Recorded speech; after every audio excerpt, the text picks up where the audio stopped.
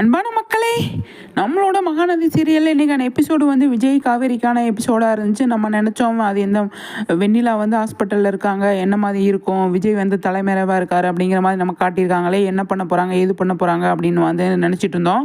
ஆனால் இன்றைக்கி எபிசோடு சூப்பராக தான் இருந்துச்சு. விஜய் காவேரிக்குமான எபிசோடாக இருந்துச்சு. ஆனால் இதில் வந்து பசுபதியை காணோம். இப்போ நம்ம வந்து விஜய் தலைமறைவாக இருக்கார் அப்படின்னு நமக்கு வந்து காட்டியிருக்காங்க சீரியலில். இப்போ நம்ம வந்து பார்க்கும்போது என்ன தெரியுது அப்படின்னா, அது பசுபதி தலைமறைவாயிட்டாருங்க. பசுபதியை தான் இப்போ விஜய், நிவின், குமரன் எல்லாருமே வந்து தேட போகிறாங்க. அப்படின்னா அவர் தான் தலைமறைவாக இருக்கார் அப்படின்னு நம்ம நினச்சிக்கணும். இப்போ பசுபதியை இந்த 2-3 நாளாக காணோம். வெண்ணிலாவை தள்ளி விட்டதுக்கப்புறமா வந்து வேறு அதுக்கப்புறம் காட்டவே இல்லை.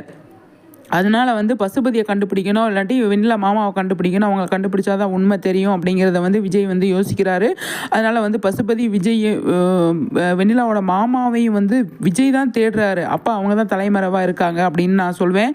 அதனால் வந்து இவங்க 3 பேர் சகலைகள் எல்லாருமே சேர்ந்து சூப்பராக வந்து கலக்கிட்டு இருக்காங்க அப்படிங்கிறதான். பசுபதியை வந்து தேடுவாங்க, அவர் கிடைக்க மாட்டார், அவங்க எங்கேயாவது போய் செட்டில் ஆயிடுவார் அப்படிங்கிறத. இன்றைக்கி எபிசோடில் வந்து காவேரி கிட்ட விஜய் என்ன சொல்வார் அப்படின்னு சொல்லி பார்த்தீங்க அப்படின்னா, பசுபதியை நான் கொடைக்கானலுக்கு ஆள் அனுப்பி தேடிட்டு இருக்கேன், அவர் எங்கே போயிருக்காரு, என்ன இருக்காருன்னு தெரியல, ஆனால் பசுபதியை தேடுறதுக்கு நான் கொடைக்கானலுக்கு ஆள் அனுப்பியிருக்கேன் காவேரி அப்படின்ற மாதிரி வந்து விஜய் வந்து சொல்லுவார். அதில் தான் வந்து நமக்கு வந்து ஒரு விஷயம் புரியுது. அப்போ விஜய் வந்து தலைமறைவி கிடையாது, பசுபதி தான் வந்து தலைமறைவாக இருக்கார்.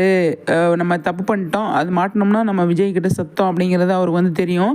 அதனால் வந்து பசுபதி தலைமறைவாக இருக்காருங்க, விஜய் வந்து தலைமறைவாக கிடையாது.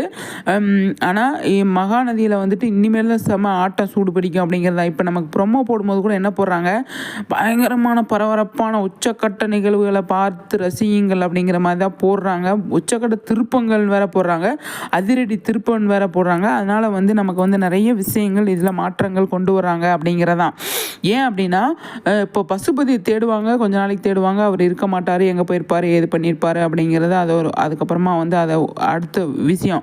ஆனால் விஜயும் எல்லாருமே வந்து அவரை தான் டார்கெட் பண்ணுறாங்க, எங்கே போயிருப்பார், என்ன பண்ணியிருப்பார், பிளானிங் எல்லாமே பிளானிங் போடுவாங்க.